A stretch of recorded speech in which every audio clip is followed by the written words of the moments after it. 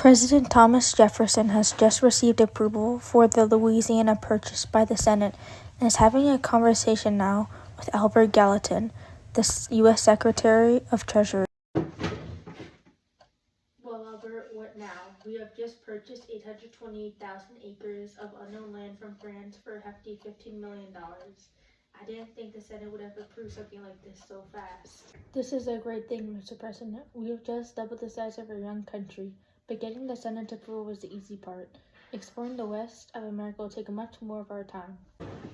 You're right. This won't be easy. We need to get started right away.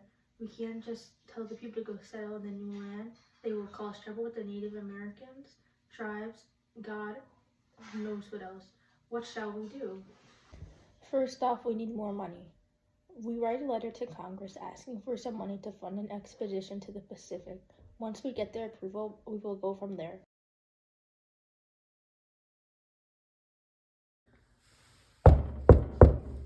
Come in. Good morning, sir. I've just received your letter. I wanted to let you know how honored I am to lead this expedition. Well, as I wrote in my letter to you, your situation as Secretary of the President of the United States of America has made you acquainted for discovering foreign lands of our new country. Thank you, Mr. President. As I will be taking on the role of a multitudinous journey across the vast undisclosed territory, I opt to propose William Clark, my fellow officer from when I served my time in the militia.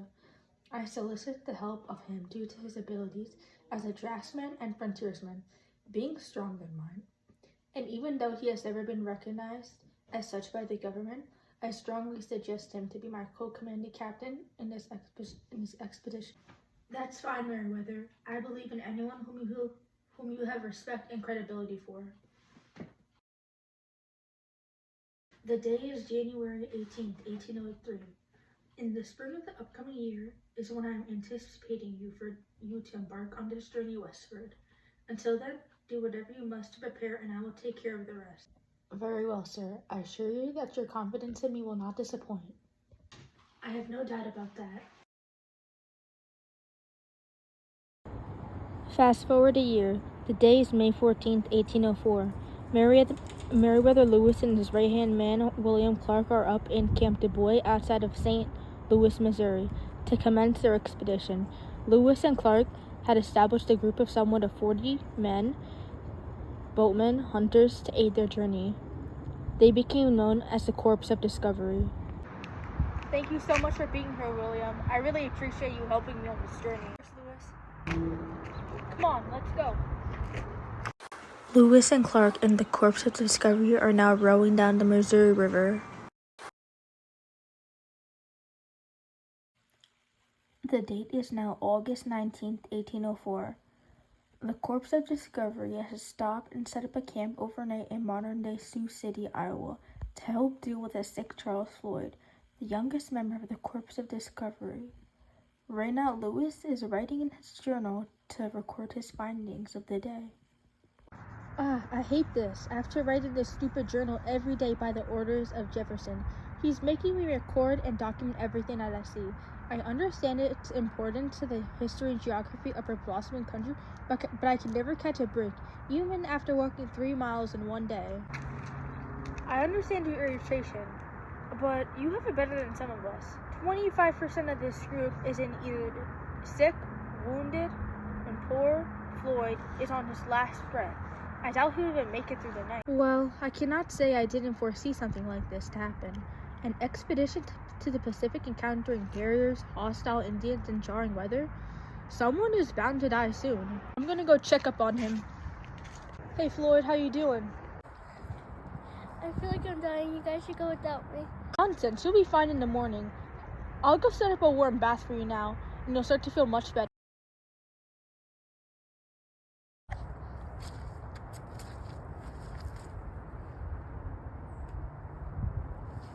No. Lewis, what happened? He's dead. The date is now November 11th, 1804. With winter in motion, the Corps of Discovery decided to camp out and began to assemble Fort Mandan in North Dakota. among the Mandan and Hidatsa Indian tribes, who have been nothing but helpful and cordial to them.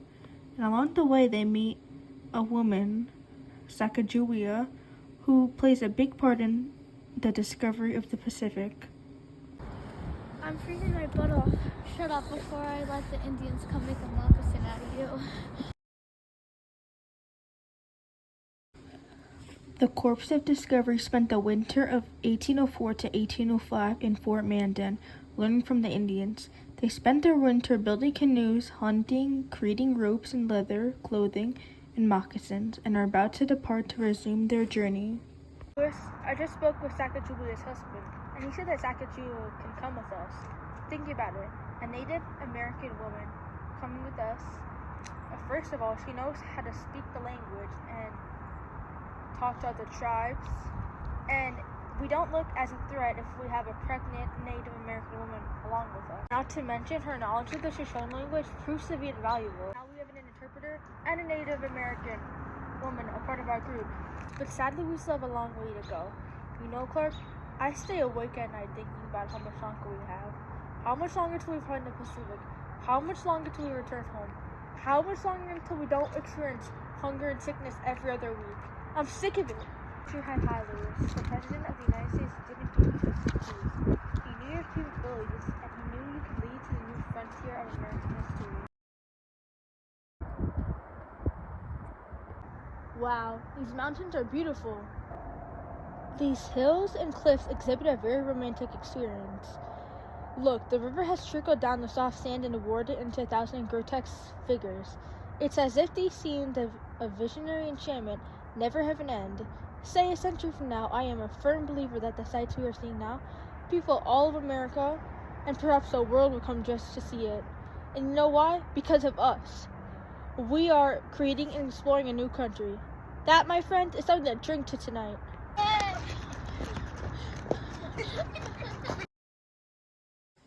Fast forward to November 15, 1805. The Corps of Discovery have finally reached the Pacific Ocean. Alas, we have finally reached our destination, my friends. It has been 1 year, 6 months, and 2 days since we left Missouri in search of the Northwest Passage. Not gonna lie, I don't get the hype. Well, what did you expect, Clark? Mermaids? I mean, I traveled halfway across the country, so, yeah. Shut up, you goop. Ow! We have added to geographic knowledge by determining the true course of the upper Missouri and its major tributaries, and producing important maps of these areas. We have forever destroyed the dream of the Northwest Passage, but proved the success of an overland travel to the Pacific. We created a breakthrough in America. On September 23, 1806, Lewis and Clark and the rest of the Corps of Discovery finally returned home to St. Louis, Missouri, after a 2-year and 4-month expedition, receiving a hero's welcome home. Lewis and Clark's team mapped uncharted land, rivers, and mountains. They brought back journals filled with details about Native American tribes and scientific notes about plants and animals they'd never seen before. They also brought back tales that made other Americans dream about heading west. Along the way home, they said goodbye to Sacagawea and her husband at Fort Mandan, who were a valuable police along the way. Lewis and Clark were named national heroes. The Lewis and Clark expedition made America blossom into greatness because more land had equated to more resources, and therefore more power. The influence of the expedition is incalculable. This is a Screech film. Copyright of this film is illegal.